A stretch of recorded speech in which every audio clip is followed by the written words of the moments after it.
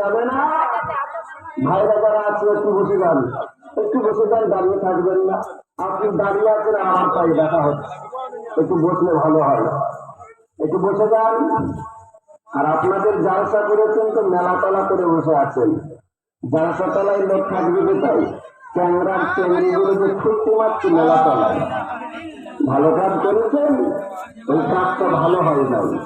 আমার শিক্ষিত বাবাজিরা, আমার ভাইরা, আমার মা ও বোনেরা, যিনি আমাদেরকে পৃথিবীর সর্বশ্রেষ্ঠ সম্পদ ঈমান নামক বস্তুটা দান করেছেন, যিনি আমাদেরকে পৃথিবীর সর্বশ্রেষ্ঠ নবী দিয়েছেন, যে নবী শুধু মুসলমানদের জন্য নয়, হিন্দু, মুসলমান, বৌদ্ধ, জৈন, সাঁওতাল, আদিবাসী, মহাজি, ব্যানার্জি, জমিদার, মজুমদার, তালুকদার, হালদার, মাস্টার, ব্যারিস্টার, উকিল, প্রফেসর, শিয়া, সুন্নি, তৌহিদি, ওয়াহাবি, লামদারি, কাদিয়ানি, ইত্যাদি যে কোনো ধর্মতের মানুষ বলেন না কেন, তাম সমগ্র সৃষ্টি জীবের জন্য যিনি এসেছেন রাহমাতাল লিল আলামিন হয়ে, জোরে বলুন সুবহানাল্লাহ।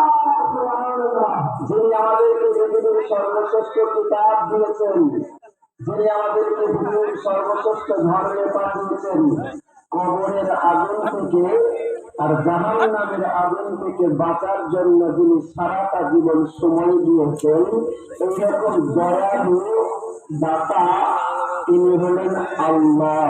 তিনি কে বলো? কুমারগঞ্জের মানুষ ভয় খায়, কি ব্যাপার গো? আল্লাহ বলছেন তাই এত আসছে।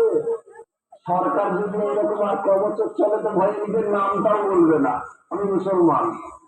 আব্দুর রহমান নামও ভয়ে বলবে আমার নাম কার্তিক, আমার নাম সুকুমার, দেশ থেকে তাড়িয়ে দেয়। আল্লাহ নাম বললে এটা ভয়ের তো কোনো কারণ নেই। তুমি কে? মহাপদের সঙ্গে তিনি কে?